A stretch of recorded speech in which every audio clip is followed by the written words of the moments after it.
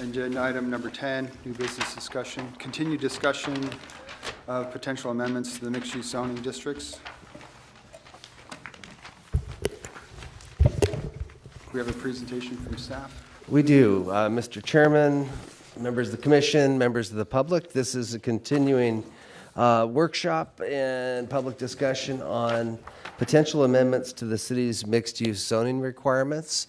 It is a strategic plan item that was directed by the mayor and council. We plan to give the mayor and council a progress report in February on the discussions that have taken place to date with the commission.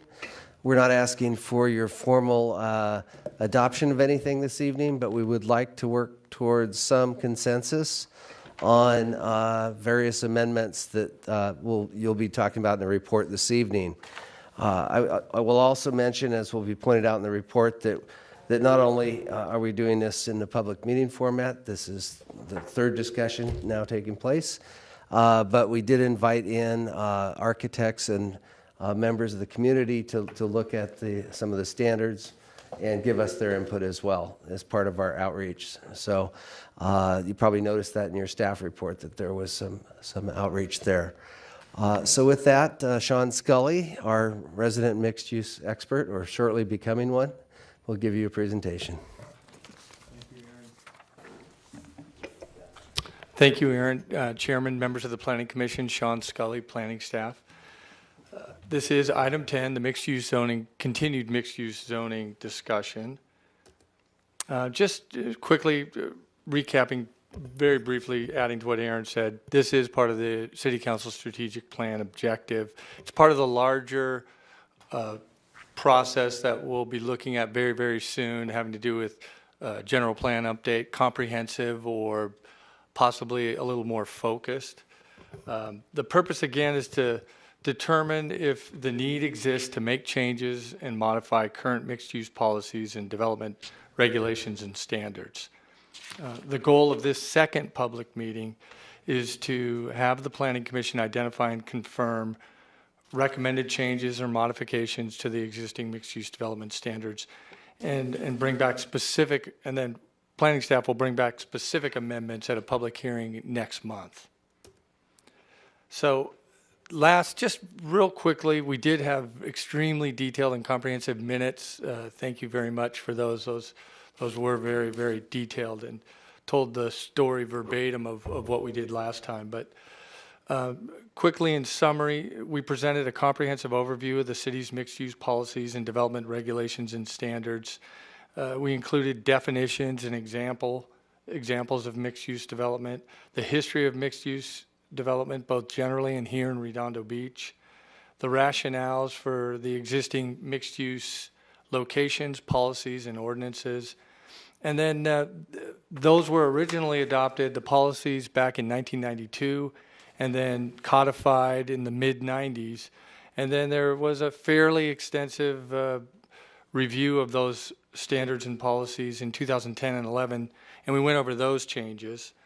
And then the mixed-use discussions that followed started to focus our conversation a little bit, particularly on floor area ratios and the percent mix of residential and commercial uses that we have. Also, we discussed small lot mixed-use development and incentives for smaller unit sizes. We went into some detail on public open space standards, residential density, and then we talked about height and stories and scale and massing. And then some of the big concerns surrounding mixed-use development and the changes would be what would constitute triggers for an election, and are there any impacts resulting from changes to our regional housing needs assessments. So the interesting thing that we did in the interim that Aaron alluded to was we sent out an invitation to a number of mixed-use development professionals. 15 invitations went out to local architects and engineers that have a lot of experience developing mixed-use development projects all over Southern California, some in other places as well. And 9 of those professionals showed up at our conference room, and we had about a 2-hour meeting. And we also attached to your report a copy of the presentation that we gave to the architects and engineers. And we brought them up to speed with where we were on December 17th. And walked them through our current ordinance standards for mixed-use development, and then opened it up and got into some pretty detailed discussions. The issues that came to the surface quickly were parking, building height, public open space, minimum lot size, setbacks, somehow coming up with quantifiable massing design standards, and also a live-work product, and then floor area ratios and densities. What we're going to do now is just walk through, real briefly hit each one of these subject areas, a quick summary, very brief on what our existing regulation was, and then the consensus of the feedback from the mixed-use development professionals. So the first one was parking, and it was actually the very first issue that they brought up. Their conception, their understanding of our parking regulations was, with a mixed-use development project, they would have to meet the combined total of parking spaces that were generated on that property. Well, we've got a standard here, or we've got an ordinance here in the city of Carson, city of Redondo Beach, that has what we call an overlap parking requirement for non-residential uses, and that allows us to look at a shared parking scenario. So it does provide the opportunity to work through potential parking impediments and provide some flexibility based on the different uses that are being included in that mixed-use development. So the consensus from the attendees, again, initially was parking typically is considered by the industry professionals as a major development constraint, but obviously we need parking. So they were pushing, there was some pressure to reduce parking and visitor parking standards for small lot and small scale sized developments and small unit size mixed-use developments. The next item we got into was building height, and the existing regulations are 38 feet to 45 feet. The consensus of the attendees at the meeting was those current height limits were appropriate and allowed for a lot of creative design options. Knowing that that was a sensitive issue here in Redondo Beach, we really pressed the issue, and we asked them what was the lowest building height that could still accommodate 3-story development, a ground floor with commercial, with residential above. The feedback that we got, doing various calculations out loud with the group was, it really was going to drive the design, that height. And we thought about a varied height regulation. And for a flat roof design, you could actually lower the height to 36 feet. And for a pitched roof design, you'd need 38 feet to comfortably design that. So that's what the outcome of that issue was. We could eliminate the 45-foot height limit. Public open space was the next item. The existing regulations, we have a 10% of the FAR requirement for public open space. It calls out for plazas. It's very general. It calls out for plazas and walkways. It also has a requirement that it not be fenced or gated, and it be contiguous if feasible, with a minimum 10-foot width in order to be credited for public open space. And then there's also a standard in there for the Planning Commission can modify for projects on less than 20,000 square foot lots. The consensus of the attendees in this case was, it was interesting, they talked about really changing the focus of the open space to a commercial focus, not a residential focus.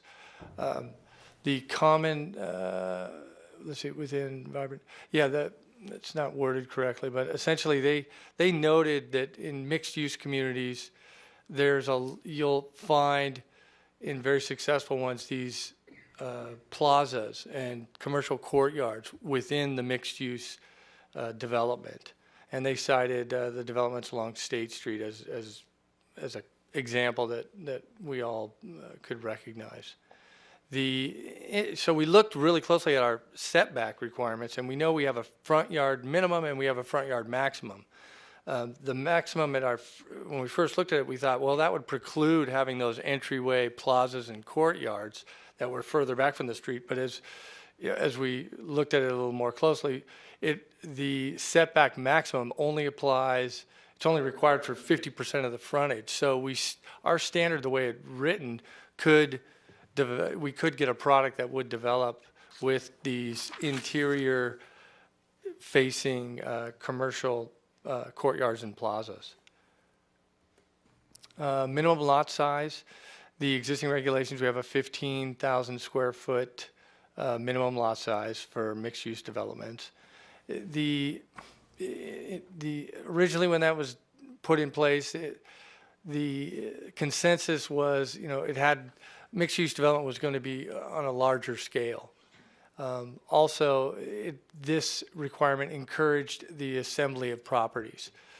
As we kicked it around with the architects and engineers, they had a lot of experience with much smaller scale mixed-use development, and that minimum lot size was prohibitive for that, and we should, in their opinion, consider eliminating and allowing for smaller scale mixed-use projects.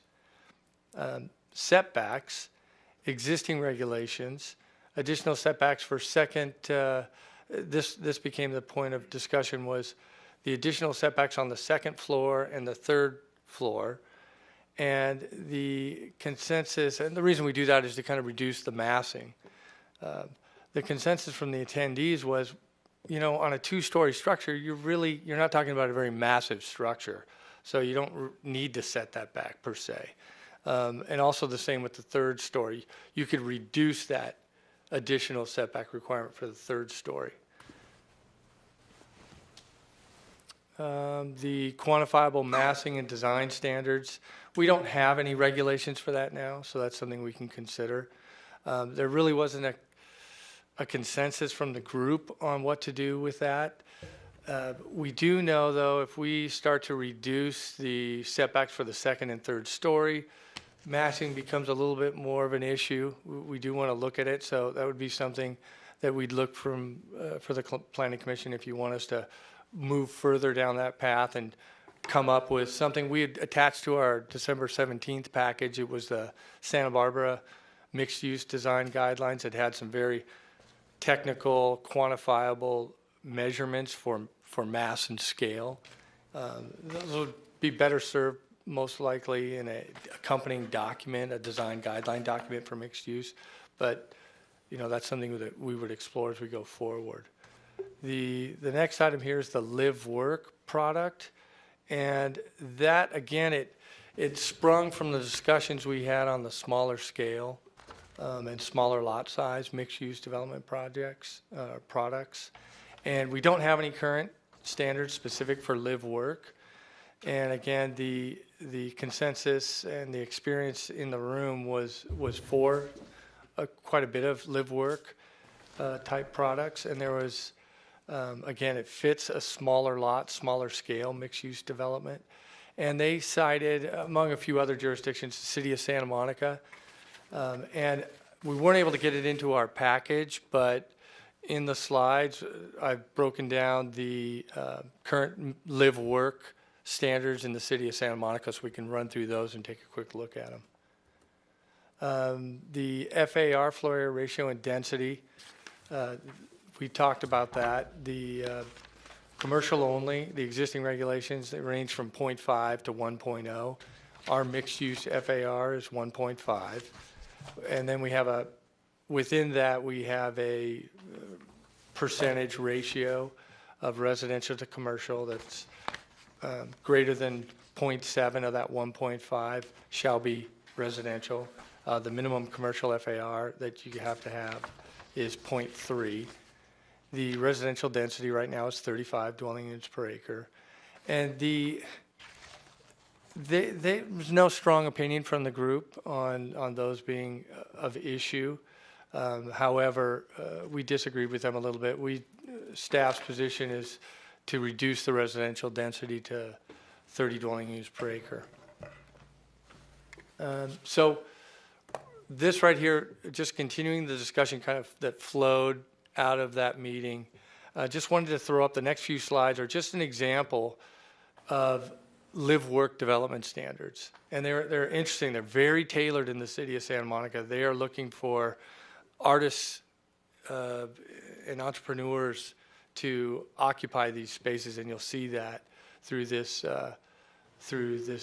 next few slides. They have purpose, where they kind of state what they're looking for. Cost-efficient alternative workspace to incentivize entrepreneurs, business owners, artists, artisans, and other individuals to continue to work in Santa Monica and contribute to the city's economy. The purpose is to the reuse of existing commercial or industrial buildings and related sites in specified mixed use and commercial and employment districts.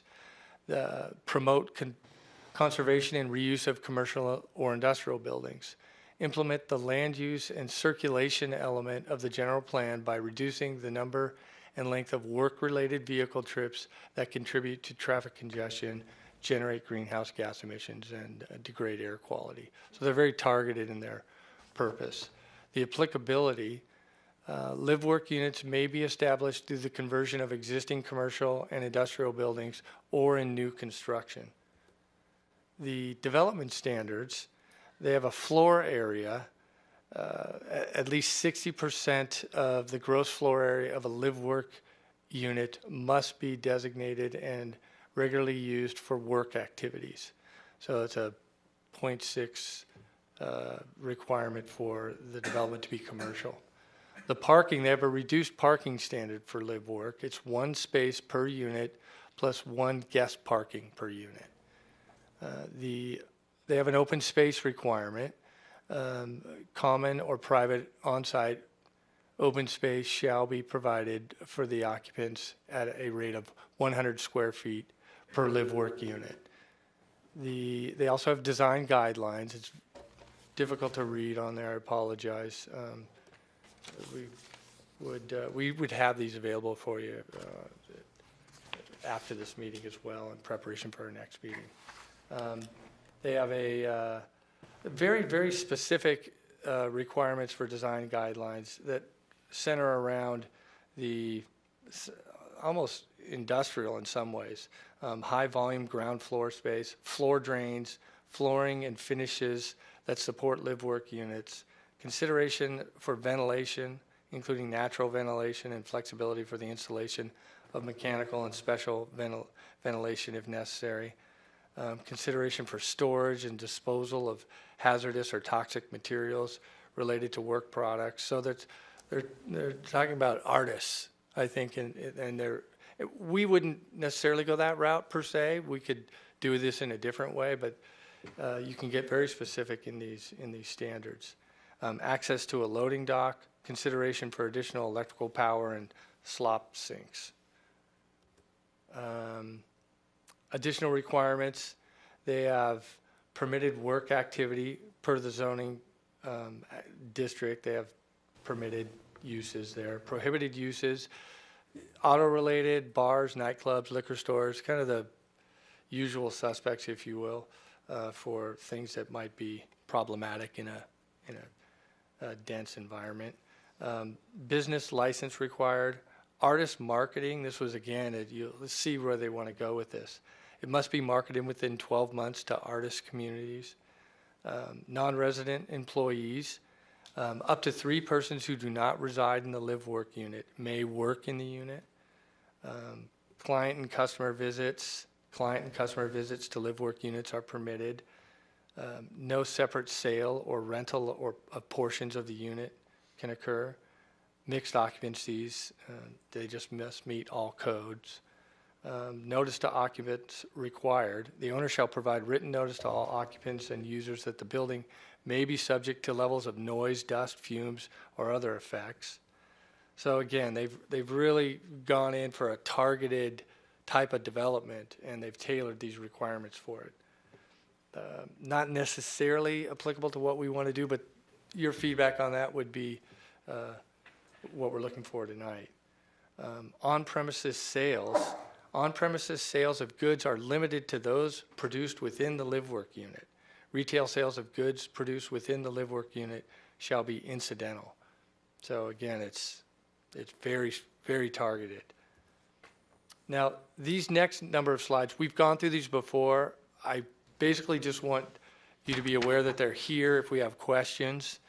We detail all our development standards for our various mixed-use zones. So I won't go through each one of these, but we do have all in detail in the next few slides the existing development standards for mixed use. So those are there for reviewing if we need to go to them. So tonight we've got for Planning Commission consideration, this is staff's, let's say, putting this out there for you to consider. Each one of the development standards and what our thoughts are at this point in time. FAR for commercial, we're not proposing any change. FAR for mixed use, we're not proposing a change. FAR for residential, we're not proposing a change to those current standards. Residential density, we are proposing that you consider amending to a density to 30 dwelling units per acre from the current 35. And Sean, let me interrupt. The commission has previously made that recommendation to council as well. Let me go back. And then the minimum lot size, consider the elimination of the 15,000 square foot lot size minimum. The lot size minimum, I took a real quick look, was able to get into Santa Monica's in some detail over the last few days, post the drafting of the staff report. And they actually have a minimum lot size of 7,500 square feet for in some zones and as low as 5,000 in others. Again, on this commission, the commission had recommended that change. It was not implemented by the city council in your most recent mixed-use amendments due to the requirement for a public election on that particular issue, as well as the downzoning above. There is some contention on whether or not eliminating the minimum lot size does in fact result in additional mixed-use development. And so when we get into that discussion, if you look at it on a citywide basis, there's no change. It's the same square foot, same allowable lot area citywide for mixed use, and the same standard for all lots in the city. If you get very granular and look at it on a lot-by-lot basis, you can make an argument that it might allow mixed use where a current lot didn't, but we feel that the benefit of encouraging smaller projects and reducing the incentive to combine lots is worth doing. So when we get to that point. Okay. Thank you, Aaron. Building height, commercial, we're not proposing any change. The commercial has a lower height than the mixed use. Building height, mixed use, considered a varied building height standard that would be based upon design. A flat roof design would have a minimum height limit lower of 36 feet, and a pitched roof design would need to hold at a 38-foot height, and the 45 maximum height could be eliminated. Stories, we're not proposing a change there for commercial, mixed use, or residential. The front setback minimum, no change. Front setback maximum, no change. Again, the way they're drafted, they could allow for those courtyards, those interior courtyards that we were discussing earlier. Side setback, no change. Rear setback, no change. The second story setback and third story setback, we're asking that the Planning Commission consider the elimination of the second story setback, and as well as reducing the third story setback. Outdoor living space, no change. Usable public open space, consider adding language, to incentivize public open space to be focused upon ground floor commercial uses. We're just really opening that up. We're interested in some of the feedback that's provided by the commission on this issue. The general regulations, no change. The parking regulations, there might be, as you saw from the live work example, for the city of Santa Monica, they have a different standard, a lesser standard for live work as an incentive for that type of development. Might be something we consider for small lot mixed use developments, some alternative in our current parking standard. We do already have that flexibility depending on the uses to do it in an overlapping way. So we do have flexibility there, but we're interested in hearing your feedback on that. And then no changes proposed for sign regulations, landscaping regulations, or procedures or coastal development permits. So with that, staff is recommending that the Planning Commission provide staff with specific direction on any recommended zoning and land use plan amendments. Staff will then advertise a public hearing, draft amendments to be considered at a public hearing before the Planning Commission on February 18th, 2016. And that concludes our presentation, and we're available for questions. Thank you. Do we need to open public hearing on this? I don't think we do, but I think they're welcome to, we should encourage them to speak since they came. Does any commission have any questions for staff? I do. Okay, I want to start out with a couple things. I think when we had one of the last presentation, I had a question in regards of what the total land in Redondo that is currently zoned mixed use, and what percentage of that is of the city's total land area. And I'm going somewhere with this.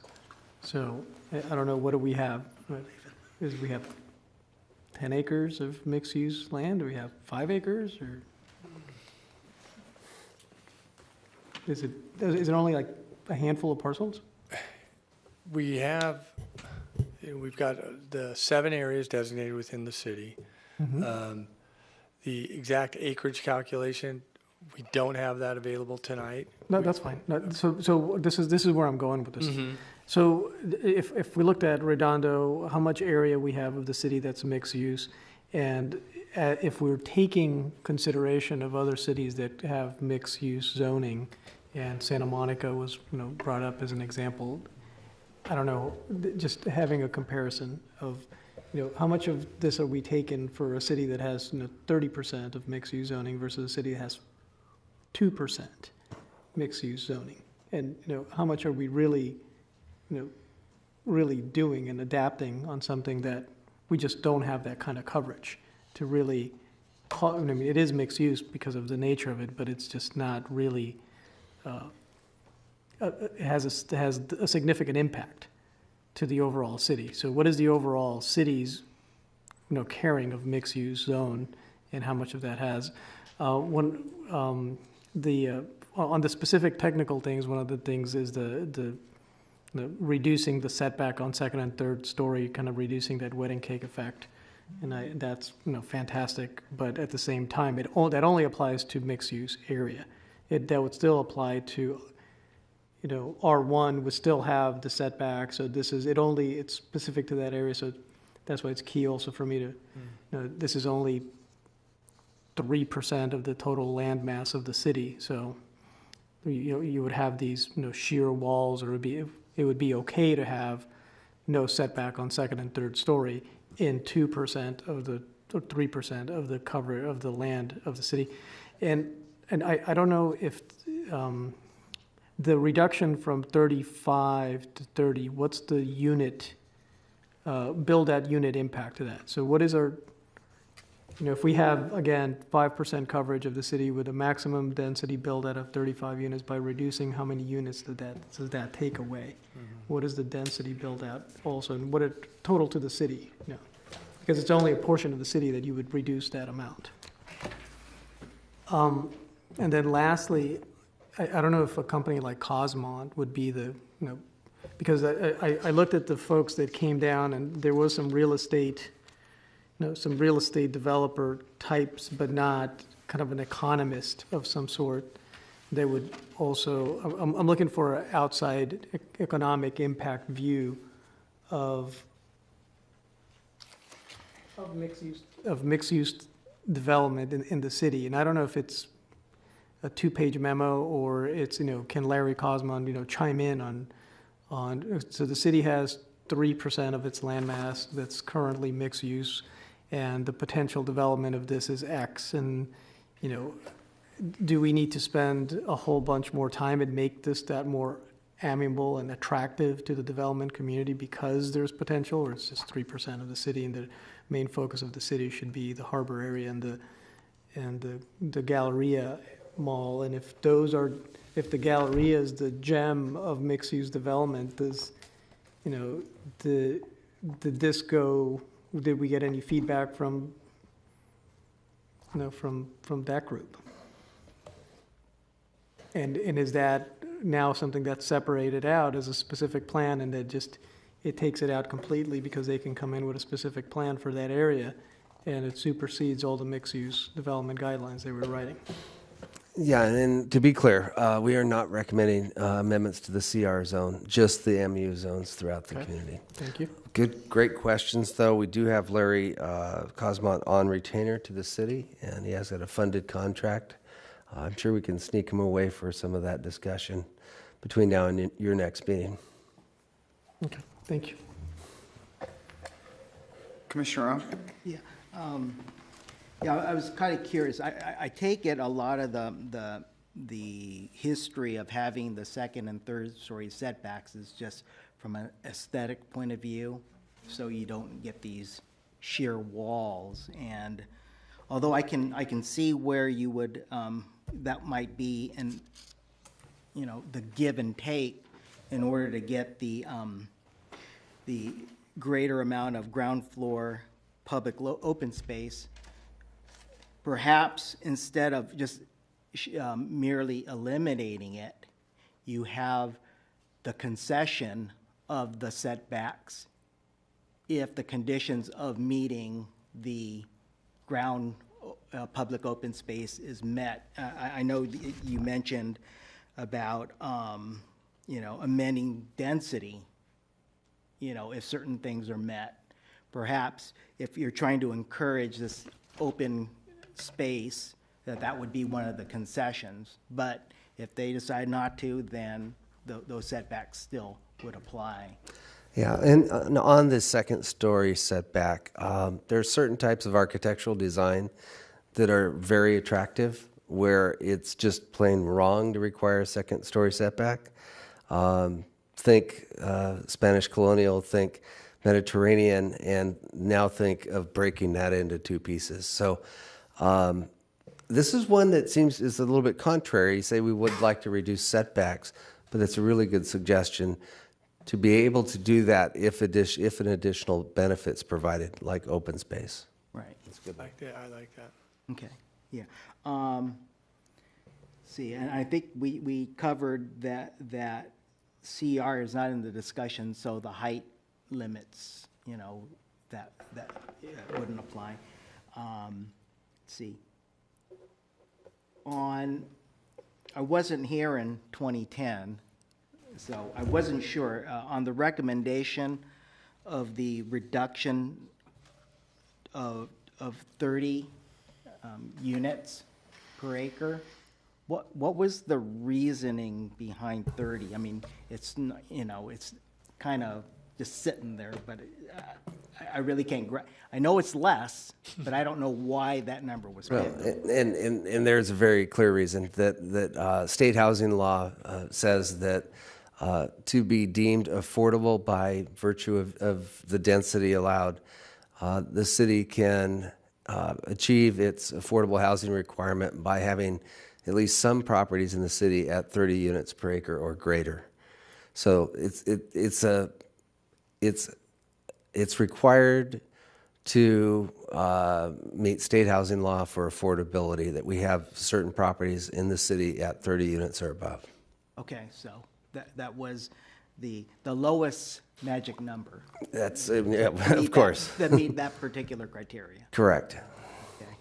Okay, thanks for that explanation. I was trying to figure out if because I saw like the high-density residential sitting at 28, so it's kind of like, well, 30, 28, but then it sounds like there was a rationale for that particular number.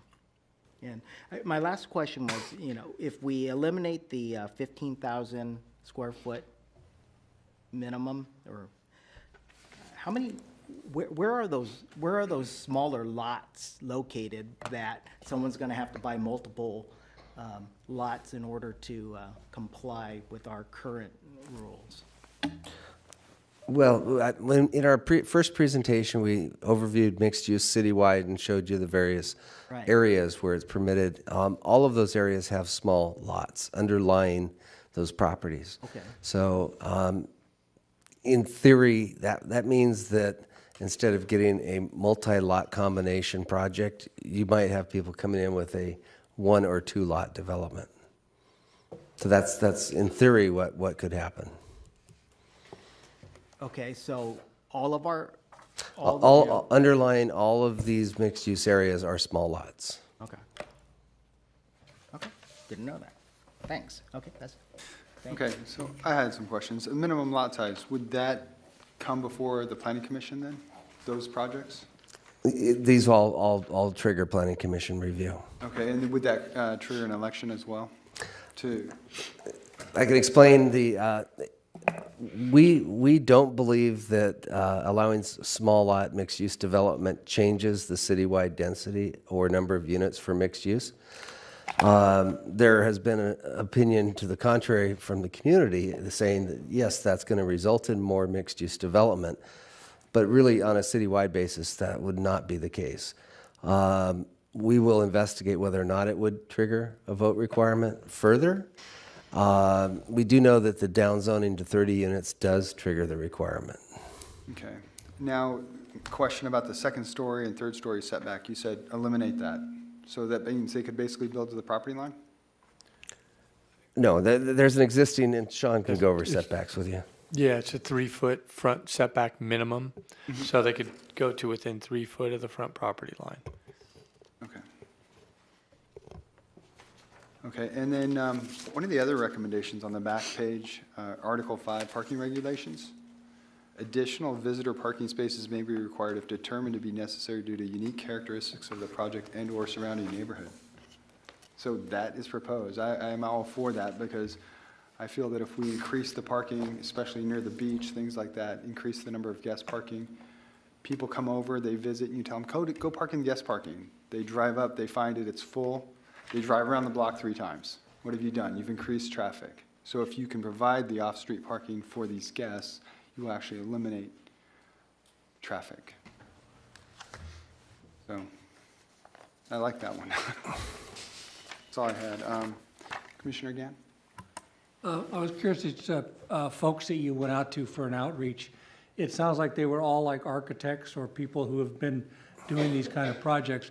I'd like to see some input from some people who are specialists in livability, environment, and there's a lot of other people out there that have a voice in how these projects impact our community, other than the architect who draws the building. Myself, I would support the elimination of a lot size. To me, it seems like a saving grace for Pacific Coast Highway, which has died. And you've got all these corners down there, block to block, and I'm sure they exceed a little bit more than 12 or 13,000 square feet. The last thing I would comment on was I think we have to make a clear difference between commercial, as in office space, and retail, and not lump retail and office space in a big category called commercial. Because as everybody knows, the retail environment is changing so fast that even the best people in the world can't keep up with it.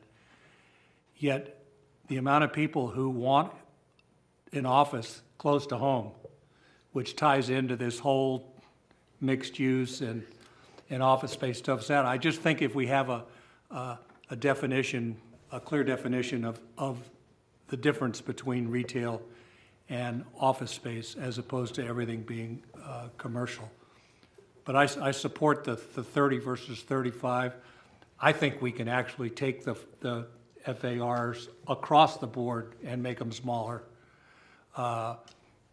without drastically having a big problem. But I also think that we have to bring some other people into the discussion, people who are more like livability people that can throw something on the fire, so we can find out in places like Santa Monica and stuff like that. I assure you, they have many people who are livability experts with an opinion on what works and what doesn't work. Thank you. Yeah, and I concur with Commissioner Gann's livability expert stuff, comments, Whoever they are. whoever they are. And sort of then related, Sean, you referenced Santa Monica quite a bit, and sort of this whole pitch to the artist. Are you advocating, not necessarily that we do artist thing, but are you advocating, and maybe advocating's too strong of a word, but trying to pitch to a particular sort of demographic? No, not really. No, what it speaks to though is that here in Redondo, we've got that, we can drive it where we want to go, what we think's appropriate. And that's where I think the comment of the economic input from Cosmot would be appropriate. You know, what would be a target here? What would we like to see? Is there some certain type of environment in a live-work environment that we would specifically go for? Or do we want to keep it very broad and open? It also, you know, Commissioner Gann's comments about, you know, nailing down retail versus office. You know, that's essentially we can dial that in through whatever standards we want to come up with. And the commission's had a long discussion in our 2010, 2011 amendments about retail and office. When you observe dying strip commercial because it's just not viable on the highways, and said, well, let's ease up on this because we really do want offices on the ground floor.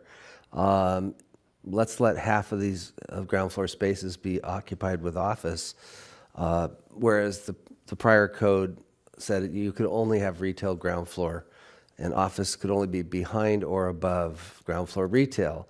Well, that's going the wrong direction for the economy, and the intent of mixed use is to find a viable replacement for the uses that are no longer viable, which is some of our strip commercial in the community. I think that's all. Just one thing.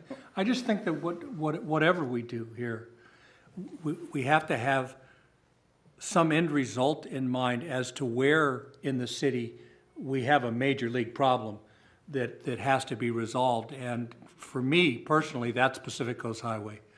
I mean, it's literally a dead zone, especially from Nob Hill going south almost, you know, all the way to Avenue F or Avenue I, and there's just empty building after empty building. And I spoke to some of my neighbors who are in the entertainment industry, and they all rent space in Torrance, Carson, Lawndale, North Redondo. You know, they live here because unfortunately in South Redondo, the big problem we have is it's probably, if you have to commute to work, it's probably one of the worst places in the world to live. You know, so everything that we can. But that's the only reason. It's the worst place in the world to live. That's the only reason. Go ahead. Sorry, Tom. Go Okay. ahead. Careful words. For a change, I'm going to pick my words carefully. But anyway, I just think we should have some of these areas in mind when we do that, so that we can put them to work in these areas that are dead zones. Yeah, and when we brought in the discussion of live work to the commission, that goes with it a very specific building type and design. Think artist lofts, but also think small shops with unit above. It's kind of back to Like living above a bar. And there's actually an owner occupant requirement and a recorded agreement on the restrictions in some of the codes. But I agree with Commissioner Gans saying we really better look at these subzones of the community and kind of look at it. Like, is that, does PCH between here and here warrant a special subtype of development? Should it be a live-work area? Should we have, a smaller shop storefront requirement versus just, letting? Well, I think we've gotten the message here, and I believe the city has gotten the message loud and clear that big is bad. So, as we move forward, we have to work hard, and I think everybody's in agreement. I don't think there's a big disagreement with that. But I think, as we move forward, and I think the term you folks use is massing or whatever it's called, and I use the term big, but, we have to move there, and I think this is part of the process of getting there. So kind of piling on, I hate to repeat what people said, but Commissioner Bureau's point, I think, was really good, to be able to understand how big is this? What percentage, and maybe not only mixed use, but the commercial pieces too. So what's the opportunity? If you take out the harbor, those big pieces, what's left? Where are they? What's already done? Because some of the mixed uses, it's done. We're not going to tear down something that was built a few years ago. So what's available? And then to Commissioner Gaines' point, I think making that differentiation between retail and office is really important because everything is different, and looking at areas where either small pieces or larger pieces where that might be appropriate. The Santa Monica thing was really interesting because I just took a little trip a couple months ago downtown to the brewery area, which was a brewery, and now that's exactly what it is. It's artist, and that's the only thing that's going to be there, and it's kind of interesting. But you can't do one, really, So, but it's interesting how targeted that is, and again, I think we need to look at the big picture and find out whether there's even an area where that would be appropriate or something different. I think that's... There's a lot of people work in the entertainment and tech industry. Oh, right. In Redondo That's a different kind of... It's a whole different world. Right. So they don't need the big floors and the loading docks and stuff. Right. Which artists, some of those people do. Yeah. But that's the reason I think you want to kind of get this bigger picture, because we can make all these little changes, but maybe we're not doing anything because the amount of mixed use is so minuscule it's not even going to matter. We can still make them. But don't we send a message if we? I'm sorry. Don't we send a message if we say once and for all we're going to lower the density? Oh, yeah, we're going to make the building smaller. Yeah, sure. Now let's go ahead. Yeah, sure. I think we have to clear the air and do that because it's in everybody's interest. We need to do both of those things too. Right, I agree. But if we don't do the first, we're gonna fight to get the rest. If we can get through the first, the rest might be an easier journey than what it could be. Sure. Yeah, I didn't mean to. Actually, I didn't mean to disagree. I'm just saying that addresses. We were talking particularly in mixed use, and it addresses a pain point, so to speak. But the bigger picture is probably more important, and deciding what we can do and should do in those other areas. And just so the commission knows, the city council specifically in their strategic plan asked that the commission take on a discussion of mixed use and report on potential recommended amendments. But in that same strategic plan objective, they also are having us report back on an incremental or comprehensive update of the general plan, one of which is exactly what the commission's saying. Where is this use allowed? What's the percentage? Should we amend that? And that's the first thing we talk about in our General Plan 101, which is part of that assignment, overview of the community, where are uses allowed and what uses should be allowed in the community. is like number one discussion. So we're heading there. And this is a interim step, I'll put it that way. There may be further mixed-use amendments beyond these that get recommended to the commission. And we may go back and the commission's going to be very involved in the general plan process. So by mid-year, which is March 15th, we'll be recommending a budget to the city council for general plan update.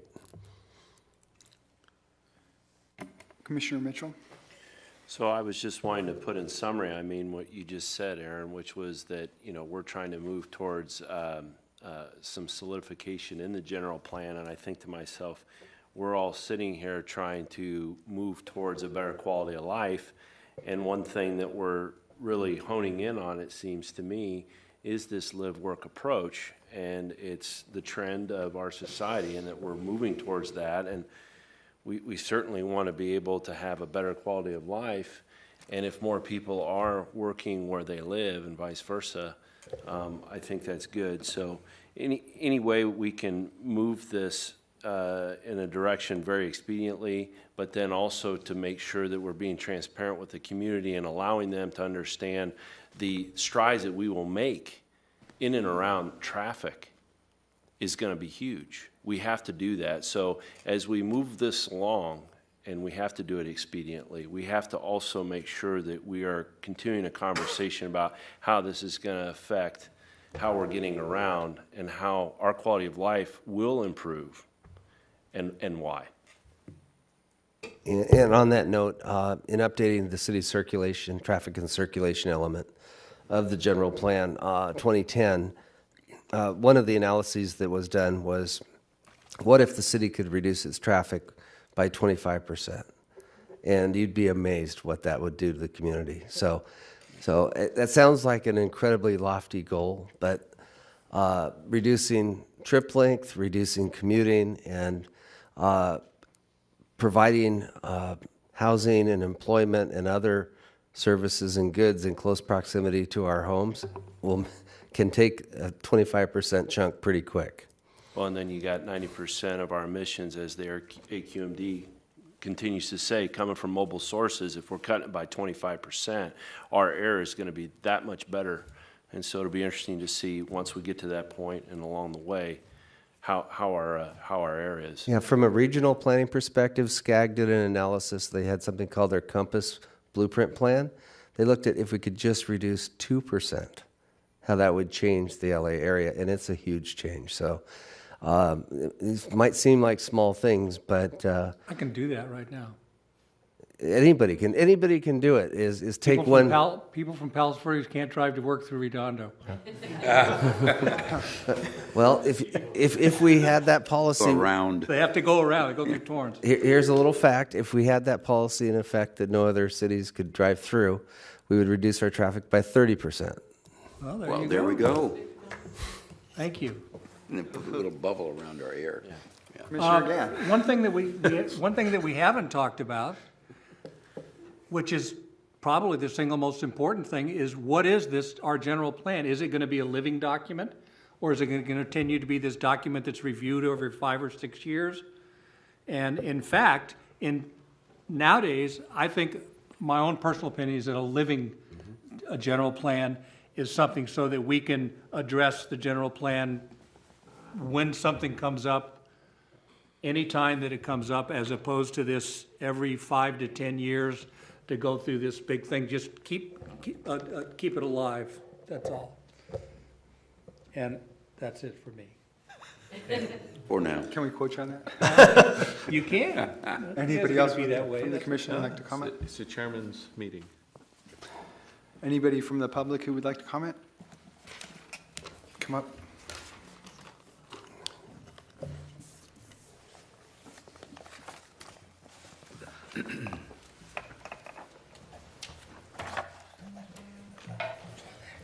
Hello, Commissioners, Mayor, and council Timer. members. Amy Josephek. Oh, 1 second. Lena, can we get a timer? Thank you. Thanks. I'll start doing this. Thanks. Along with every resident I know in this area, I'm quite pleased to see all of this interest in revitalizing many areas of Redondo. From the vacant shops along PCH to the waterfront, much is obviously run down and in need of updating. However, as someone who very often takes advantage of these different and often spectacular areas for enjoyment, meals, and exercise, I'm sort of horrified to see how some people seem to define updating. Like the current CenterCal plan that shows a huge increase in square footage for the harbor, much of which will come in the form of concrete walls that will create the ironically named view corridors and block much of the beauty that currently exists at the waterfront. But from the waterfront to the PCH corridor, there are already massive retail spaces to the north, south, and east of this area, with many, as we talked about, lying unoccupied. As anyone involved in the Galleria project must admit, the popularity of such mixed-use spaces waxes and wanes with the times and the internet. Once 300,000 square feet are forced onto the harbor, there is no going back, and the same holds true about overdevelopment all along PCH. At a recent hearing here, one of you acknowledged errors in zoning that allowed multi-story apartments to be erected along Esplanade in past decades. It's too late to take back what was lost with those decisions, but it's not too late to learn from those mistakes and preserve the highlights of the harbor and the feel of this entire city while upgrading what is needed in order to pay the bills. Mayor Aspel's verbalized dream of banking his legacy on lots of shoppers coming here was a pretty sad thing for me to hear. Really, I don't know that that's what I would want on my headstone, but while there was clearly a real lack of community awareness and resident participation in the last go-round of general plan overhaul discussions, you've got a vastly different situation now with community groups like Rescue Our Waterfront, Save the Riviera, Building a Better Redondo, Residents for Responsible Revitalization, and many more, giving voice to many hundreds of citizens telling you what they do and do not want to see happen here. They don't want you to pave over paradise to put up more parking lots with big buildings that will do absolutely nothing to enhance this community, except make developers who have no other skin in our game even more wealthy. Might not a more creative approach and one that would have a long-lasting positive effect on the area be to do something different than all of the surrounding communities? What about being the seaside city that actually emphasizes all that is special about this place? How about leaving the massive shopping spaces and too dense, too tall apartment blocks to the other cities and create something truly wonderful and unique by highlighting how fantastic this place already is? Please don't hasten its demise by trying to make some big bucks now, but in the long run merely turning it into an uninteresting replica of so many other boring and failing communities. Revitalize, don't supersize, bring a real vision. We know that you care. So show us by telling staff to go back and make the changes that we need. Thank you, Amy. Excuse me? Thank you. Can I just finish? I have 2 more lines. Okay. By having them take care of things like the FAR and the density to keep Redondo a vibrant community with its own personality, not by making the rules more relaxed. Please, please, while you really have the opportunity, listen to your constituents and fix the broken general plan and mixed-use zoning in Redondo Beach. Thank you.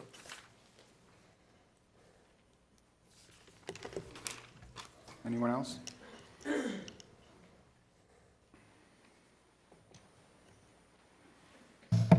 Holly Osborne, North Redondo, and I'm concerned about the mixed-use development, and I want to speak now while we're still at the relative beginning of this process rather than it was too late.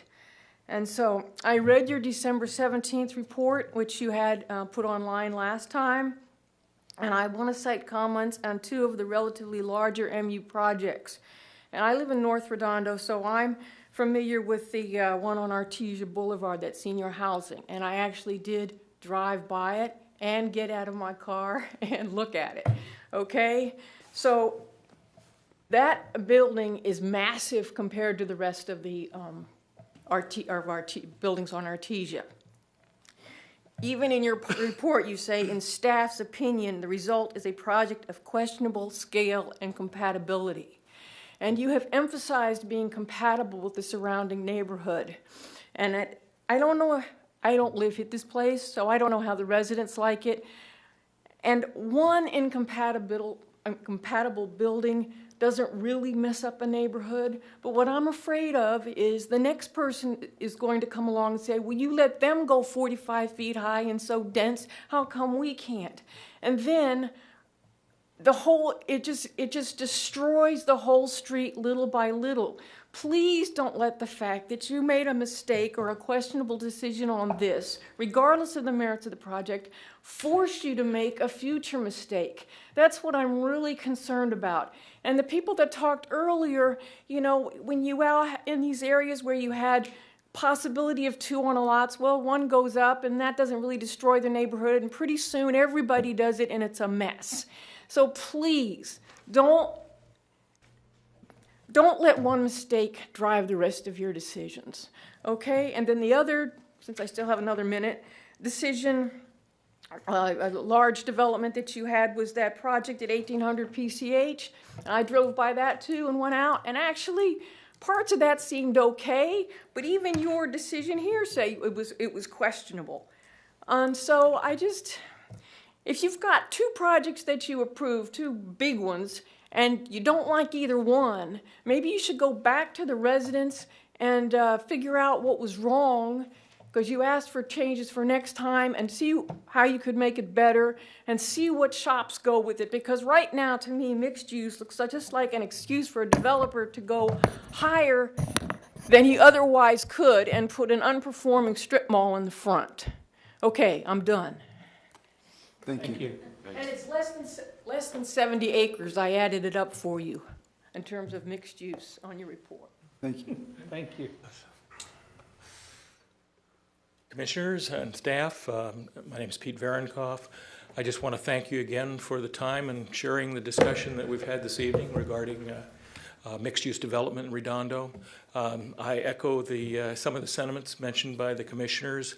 In taking a look at the report that was published and discussed and presented this evening, I do have concerns about the FAR, as mentioned by Commissioner Guyan. It seems if we want to go to smaller properties down to, say, like San Clemente went down to 6,000 square feet in terms of a minimum size, but they also have limited their FAR to 0.75.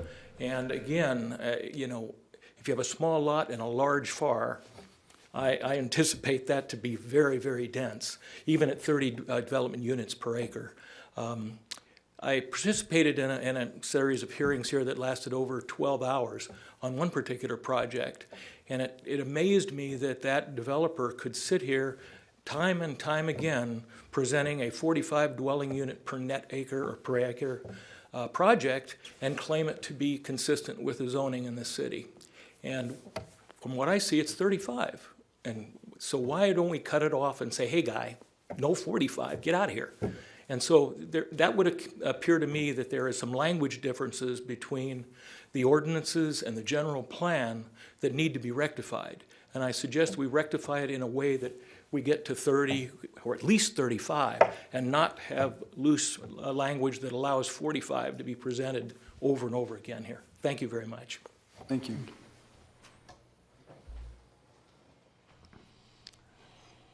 That's less than 2% of the total area of the city. So less than 2% of the area of the city is mixed use. Okay. And the difference from 2,450 potential units down to 2,100 units, from 35 to 30 units per acre is minus 350 on the unit count. But we'll get specific for you at our next meeting. Okay, thank you. Andy? Yeah, hi, Andy Shelby. I just got some comments from what I heard today. I thought it was good, very good discussion. You know, my thoughts relate mostly to the area between Nob Hill and Prospect, because that's just what I'm most familiar with. Let's see, a couple comments I had was, one is on the feedback on the report, it did seem like there was a lot of people who manufacture or develop mixed use. And maybe this is what some of you were saying, is maybe get some feedback from like people who actually live in those mixed use places, you know, get actually feedback from residents or retail people who actually live there and work there, not just people who build it. I like the density going from 35 to 30. Of course, I like to see it as low as it can go, but I like that good. I think the FAR should be reduced from what was recommended. I do like the thought of splitting up retail and office. They're both different, and I see that seems to be a lot of retail struggling in that area that I talked about. So maybe more offices would be better. I see retail struggling where I live, and so maybe offices would be better. It'd also be better, I think, less traffic too. So it seems like that might be workable. And let's see, I think that was overall, I think, on a good direction. And I agree big is bad, no development's bad, but maybe there's something, again, more reasonable. And I do agree it should be some kind of living document that we can change all the time. It just seems like real painful going through this right now, and that just seems sort of crazy. So, thank you. Thank you, Andy.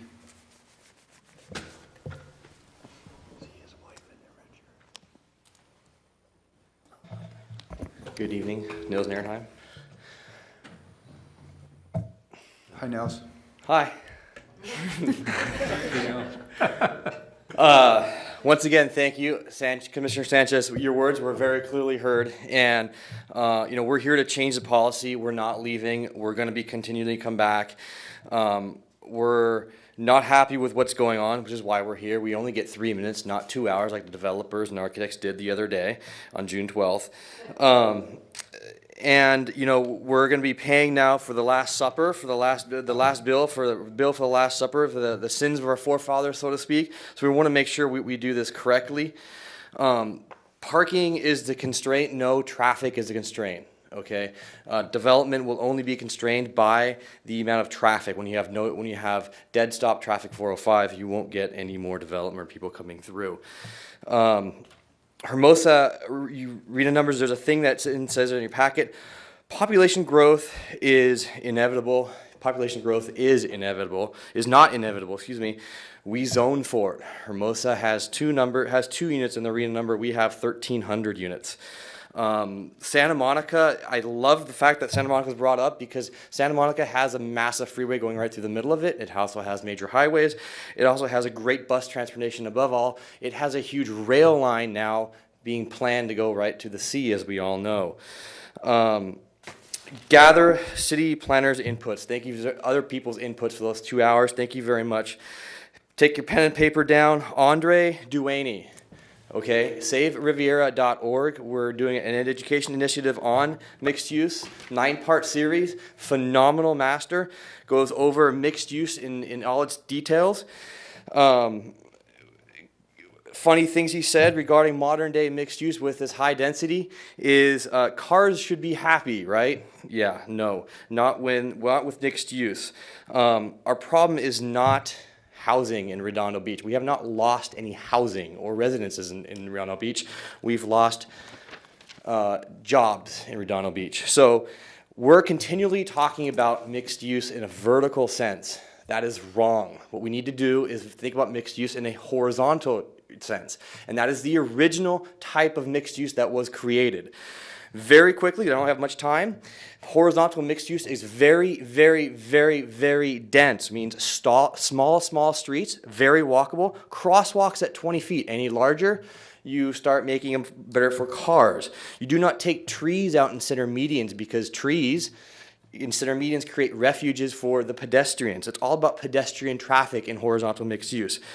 25-mile-an-hour speed limits are very important in horizontal mixed use because the faster you go along traffic corridors, such as on PCH, people don't want to walk. People need that buffer zone of a metal buffer zone, i.e. parking. Walkable neighborhoods and horizontal mixed use create town centers. Thank you. And in the Riviera Village. Thank you very much. Nils, just so you know, I think it's fantastic you guys are down here. And so take my words with a grain of salt. I know, and my point to you that I only get 3 minutes, like I said, and it's a pendulum going back and forth, and it's like if we're not down here saying what we need to say, and it's come down here. That's exactly. that's what's great about all of this. Yes. Anyone else?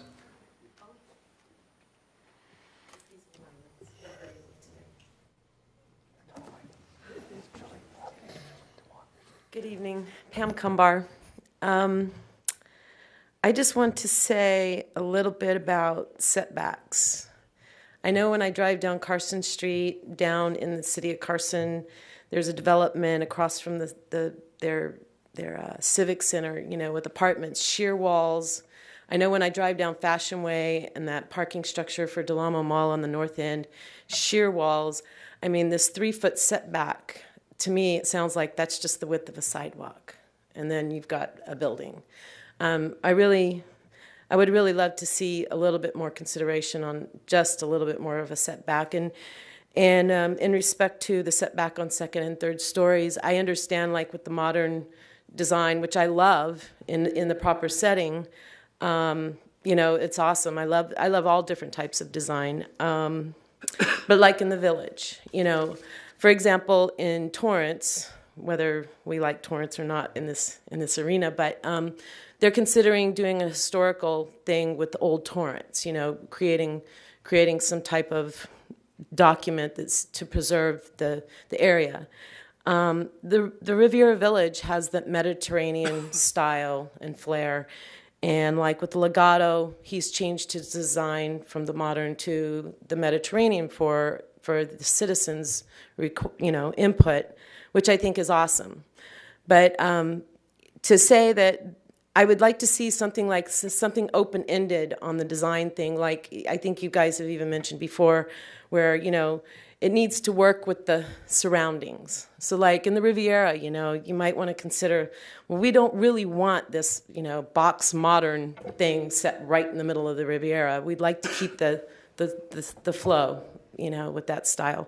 So I would like to see some consideration on the setback and consideration on design in particular areas.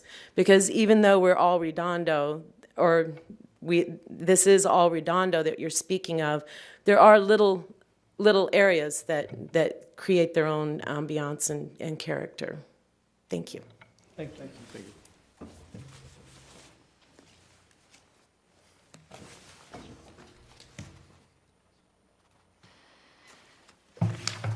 Hi, I'm Arena Shelby. You had to know I was going to come up here.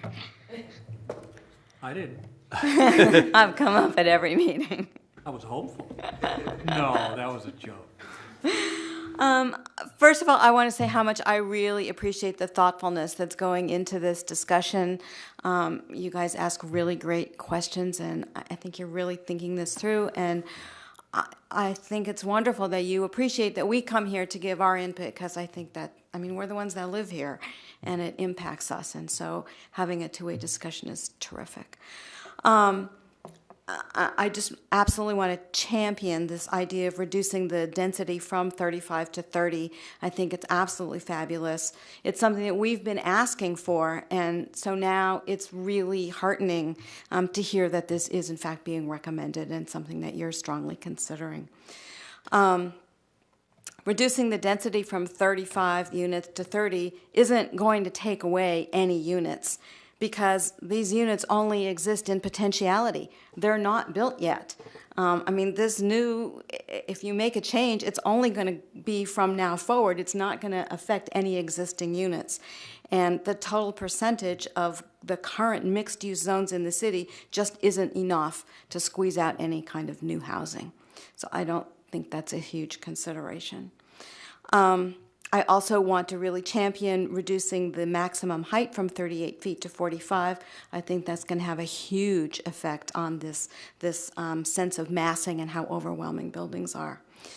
One little issue that I wanted to bring up that kind of got snuck into that presentation has to do with commercially focused open space and the proposal that there be a density bonus if you have that. And I want to say no, no, no. It completely defeats this proposal to reduce our density from 35 to 30. And then if you turn around and you give a density bonus because somebody has open space, then it's like it's a complete wash. You haven't made any progress. Actually, I think that commercially focused open space should benefit the commercial tenants in and of itself, because it's going to create more foot traffic and more shopping, and you don't need a density bonus for that. And lastly, I just want to say that focusing on these small live-work units, I think, is a great step in the right direction, and I agree with you. Big is definitely bad. Thank you. Just for the record, we should have corrected that slide to remove our recommendation for any bonus on commercially focused open space. How's that for service? Yeah, so you already got that amendment from our recommendation. Unbelievable. Yeah, that was not supposed to be. Keeping us all honest, that's Okay. that's what I'm saying. So, anybody else in the public wish to comment? Okay. Do I have a recommendation to close? I think we have a public hearing that's open, so it's just what, a matter of, No need to close it. Yeah, where do we go? What's the procedure here? Well, the commission has already provided individually specific feedback on the draft recommended amendments. Staff has extensive notes.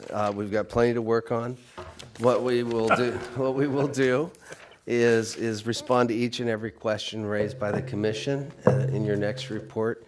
We may take a run at preparing some draft language for amendments for your consideration. February 6th, our next meeting is going to be busy. It's our hope that we would advertise a public hearing and bring back amendments for your consideration. I thought it said right there. Yeah, that's all. That's what staff recommends. Oh, Okay. Okay. Well then. So, Thank you. for number 10, recommendation, receive and file report, I make a motion to receive and file report. Second. All in favor? Aye. And I'm sorry, can I get who motioned and who seconded? You did. I second. Thank you. All right.